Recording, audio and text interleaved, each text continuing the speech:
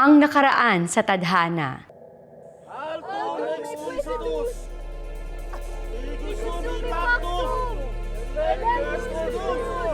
Ma!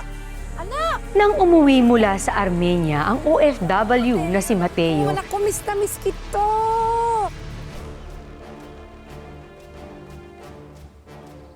Huwag kayong matakot. Pagkat ang aking banal na dugo ang siyang magpapagaling sa inyong mga karamdaman. nadatnan niya ang inang panatiko na ng isang kulto.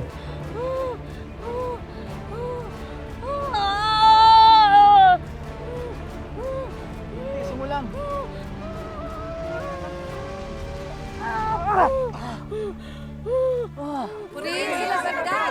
Purihin sila tahanan! Ha? Siya? Ego verum sanctus!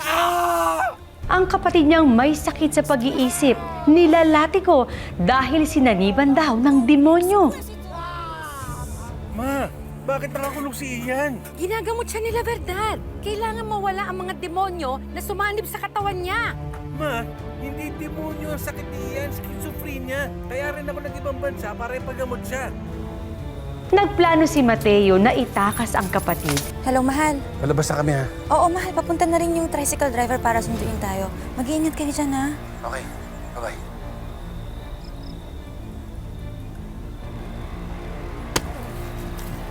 Ma! Salamat naman na pinuntahan mo kami. Sabi ko na nga ba, halika namang umalis na tayo. Pero huli na sila at binihag ng kulto. Pinagkaluluwa mo sarili mo mga anak. Ginagawa ko lang to para sa ikabubuti niyo. Halika na! Takbo! Takbo!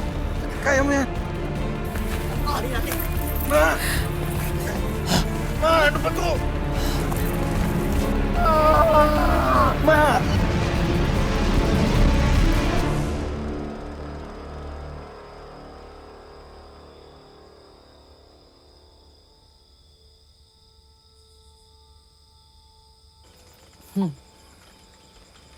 Akala niyo makakatakas kayo? Ha? Hindi kayo makakapagtago sa mata ng aking Diyos. Nasaan si Clara? Ano ginawa mo sa kanya? Huwag mo nang hanapin pa ang nananahimik na. Pag sinaktan mo si Clara! Ano? Anong gagawin mo? Sisisihin mo ako? Gaganti ka? Hindi ba ikaw nagpasok sa kanya sa gulong ito? Ma! Mahal na Libertad. Halika, Aurora. Masdan mo ang iyong anak. Kung hindi nang dahil sa'yo, tuluyan na nakain ng dilim ang iyong anak na si Mateo. Pinagbubunyi ko ang iyong katapatan. Maraming salamat po, mahal na Libertad. Ma, gumising ka na! Please! Gumising ka na! Halika, Aurora. Tulungan mo ako magdasal para mapalayas na natin ang demonyo sa loob ng anak mo. Kaitaas-taasan at kabanal-banalang pinuno. Tulungan niyo po ang aking anak. Ma! Teka. Ano gagawin mo sa akin? Ha?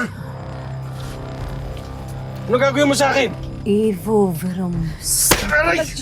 Yeah. Ligtas mo po siya Ma!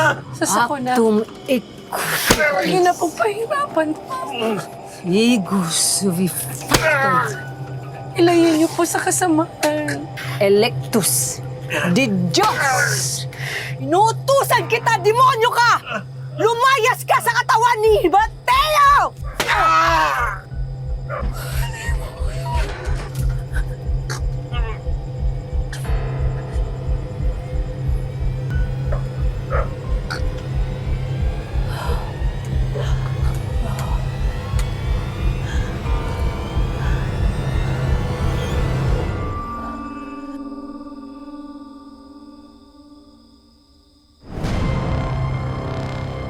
Hayaan mo.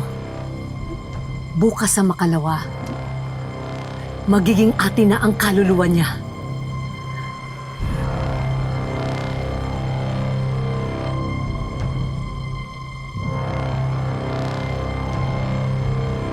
Salamat, mahal na Lagarta.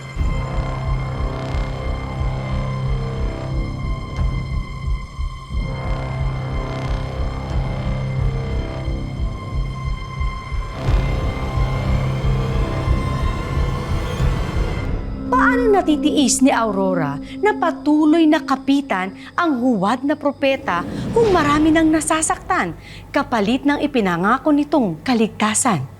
Makakatakas pa kaya sila Mateo sa mga galamay ni La Verdad?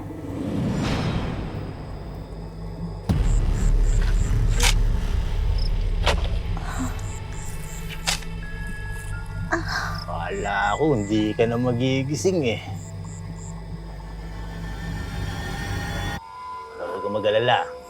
Handa ko na ang huling hantungan mo. Siguradong magiging tahimik ka na. Diyos ko, tulungan niyo po ako.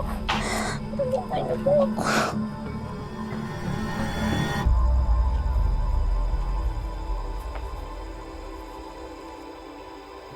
Paano na, Birtan? Paano na, Birtan? Tulungan niyo po yung asawa ko. Napuno pala yung sakit niya. Pinainom ko naman po siya ng banal ng dugo tulad ng sinabi mo. At ang aking banal na dugo ang magiging pananggalang sa anumang uri ng sakit. Inihalo ko ito sa banal na tubig at nilagyan ng orasyon. May kakayahan din itong magpalayas ng masamang espiritong nagtatangkang umagaw sa inyong katawan. Umaasa akong lahat ay makakainom nito. Araw-araw, 3 beses ito iinumin. Salamat. Ilagay niyo siya dito. Malamang kinakain na ng demonyo ang mga laman niya. Dali lang.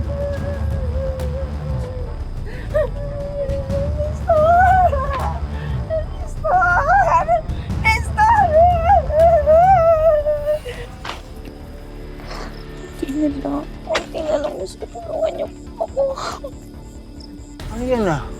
Kung ano-anong ginugulong mo. Sa tingin mo, papakinggan pa niya ang mga dasal mo, hindi ka na matutulungan ng Diyos mo, hoy! Halika na nga rito!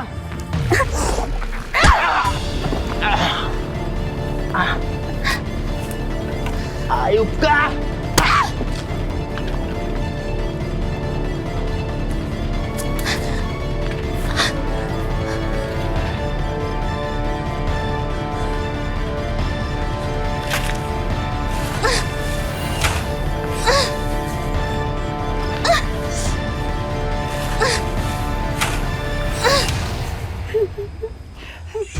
Tinatawag ko po kayo kataas-taasan. Iligtas niyo po ang lalaking ito sa kasamaan.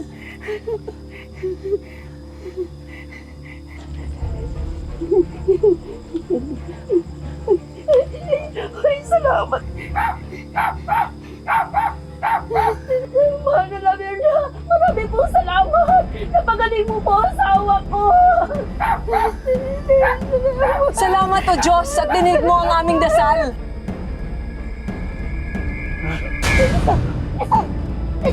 Isa!